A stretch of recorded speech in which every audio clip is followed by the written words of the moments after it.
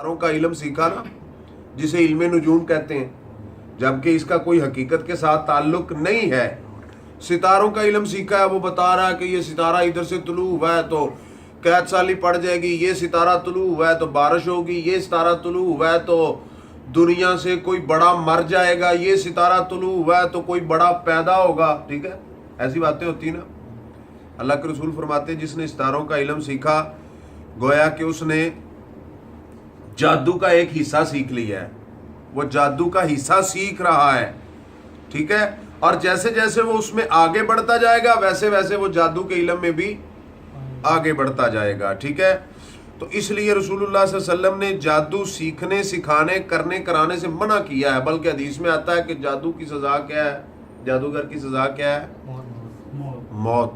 ٹھیک ہے، اب یہودیوں نے تورات کو چھوڑ دیا، اللہ کے احکامات کو چھوڑ دیا، کہتے کیا ہیں؟ وَاتَّبَعُوا، اور انہوں نے اتباع کی، ما تتلو، جو پڑھتے تھے، الشیاطینوں، شیطان یہ جمع ہے شیاطین، جتنے بھی شیطان ہیں وہ سارے جو پڑھتے تھے نا ان کی پیروی کی، کنہوں نے؟ یہودیوں نے۔ علی ملک سلیمان، حضرت سلیمان کی بادشاہی میں، ان کی سلطنت میں، وما کفر سلیمان، حضرت سلیمان نے تو کفر نہیں کیا تھا، ولیکن الشیاطین کفروا، لیکن شیطانوں نے کیا کیا؟ کفر۔ کیسے؟ یعلمون الناس السحر، وہ لوگوں کو جادو سکھاتے تھے۔ اب انہوں نے دعویٰ یہ کیا تھا یہودیوں نے، جب ان سے پوچھا جاتا نا کہ یار تم یہ جادو کیوں کرتے ہو، کہتے تمہیں کیا پتا، یہ تو سنت ہے اللہ کے نبی کی۔ بہتان لگا رہے ہیں کن پہ؟ حضرت سلیمان علیہ السلام، یہ تو سنت ہے ان کی، وہ بہت بڑے جادوگر تھے۔ آپ کو پتا ہے کہ وہ پرندوں سے باتیں کرتے تھے، اور وہ حالانکہ یہ اللہ کے نبی کے معجزے ہیں، جادو نہیں، جو وہ کام تھے نا، جیسے تخت ہوا میں اڑ رہا ہے، جادو کے ساتھ تو یہ ہو ہی نہیں سکتا، جادو کے ساتھ تو یہ ہو ہی نہیں سکتا۔ ہو ہی نہیں سکتا۔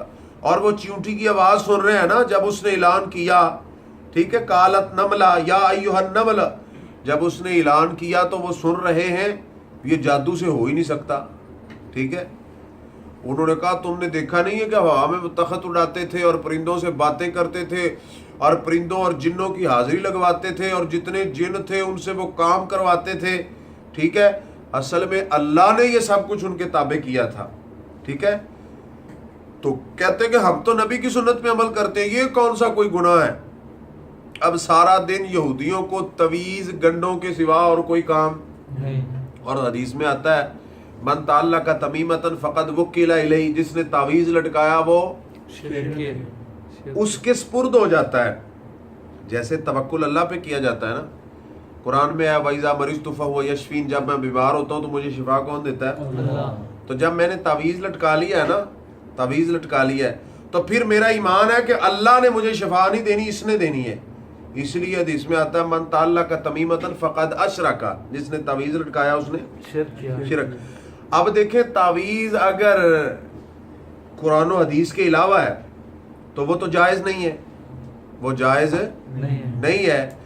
اگر وہ قرآن کا لکھ کے گلے میں لٹکا دیا ہے تو یہ سنت سے ثابت نہیں ہے، پھر گلے میں اس نے لٹکایا ہوا ہے، اب وہ واش روم میں بھی جا رہا ہے، وہ غیبت بھی کر رہا ہے، وہ چگلی بھی کر رہا ہے، اور پتہ نہیں کیا کچھ وہ کر رہا ہے۔ ٹھیک ہے، تو سب سے بڑی بات کہ نبی صلی اللہ علیہ وسلم نے جب بھی کسی کے ہاتھ میں یا گلے میں کچھ دیکھتے تھے تو آپ صلی اللہ علیہ وسلم کی شریعت سے ثابت ہے کہ اس کو، جیسے ایک بندے نے ایک کڑا پہنا ہوا تھا، اللہ کے نبی فرماتے ہیں یہ کس لیے تو نے پہنا ہے؟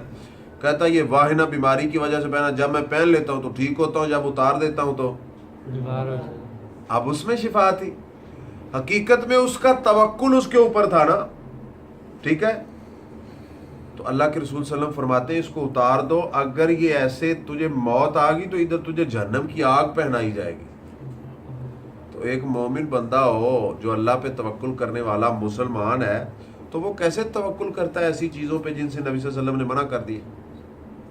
اب یہ سارا دن کفر کرتے اللہ کے، چونکہ شیطان جب یہ جادوگر جادو کرتے ہیں نا تو وہ اللہ اور اس کے رسول کو گالیاں دیتے ہیں، پھر یہ جادو ہوتا ہے، شیطان پھر یہ کام کرتے ہیں ان کے۔ ٹھیک ہے، اچھا بعض لوگ یہ کہتے ہیں، وہ کہتے ہیں کہ یہ جو جادو کہتے ہیں کہ جادو ہو جاتا ہے، یہ تو سچ ہے ہی نہیں ہے۔ ہمارے مسلمانوں میں ایک گروہ ہے جس کو جماعت المسلمین کہتے ہیں، جس کو جماعت المسلمین کہتے ہیں۔ وہ کہتے ہیں کہ جب یہ جو جادو وادو کہتے ہیں نا، یہ کوئی ثابت نہیں ہے شریعت میں، ٹھیک ہے۔ اب دیکھیں سورۃ الاعراف پارہ نمبر 9 آیت نمبر 116 کے اندر اللہ فرماتے ہیں فلما القوا سحروا، جب فرعون نے وہ اپنے جادوگر بلائے نا حضرت موسیٰ کے سامنے، تو انہوں نے کیا کیا؟ سحروا، جادو کیا نا، ٹھیک ہے۔ اچھا آگے اللہ فرماتے ہیں وجاؤ بسحر عظیم، وہ بہت بڑا جادو لائے تھے ادھر۔ کیا جادو تھا ان کا؟ کہ انہوں نے جادو سے سانپ بنا دیے تھے، وہ جادو نہیں تھا۔ پھر اللہ فرماتے ہیں کہ ہم نے موسیٰ کو وحی کی ان الق عصاک فاذا ہی تلقف ما یافکون، تم اپنا عصا پھینکو اور وہ سارے کے سارے اس نگل لے گا اور اس کو ختم کر دے گا اس جادو کو۔ وہ جادو نہیں تھا جو انہوں نے کیا تھا، ٹھیک ہے۔ اور ایسے ہی صحیح بخاری کے اندر حدیث ہے عاصم بن لبید، یہ بہت بڑا یہودی جادوگر تھا جس نے اللہ کے رسول پہ جادو کیا تھا، ٹھیک ہے۔ تو یہ جادو کفر ہے، کرنے والا بھی اور کروانے والا بھی، دونوں ہی شریعت میں کفریہ کام کر رہے ہیں جو کرنا جائز نہیں ہے۔ آگے وما انزل علی الملکین ببابل ہاروت و ماروت، اور اس کی اتباع کی انہوں نے جو نازل کیا گیا دو فرشتوں پر جو بابل میں آئے تھے، ہاروت اور ماروت۔ اب ان کے بارے میں آپ کو پتا ہوگا کہ مسلمانوں کے اندر قصہ مشہور ہے کہ دو فرشتے آئے، انہوں نے جادو کیا اور پھر وہ ادھر کنویں میں لٹک گئے، سنا ہے نا آپ نے؟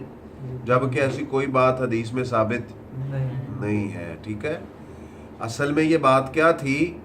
اصل یہ تھا کہ اللہ نے جب انہوں نے تعویذ گنڈے شروع کر دیے نا، شرک، جادو اور یہ ٹونے شروع کر دیے، تو اللہ نے ان کو نبیوں کے ذریعے منع کیا، ٹھیک ہے، ان کو روکا۔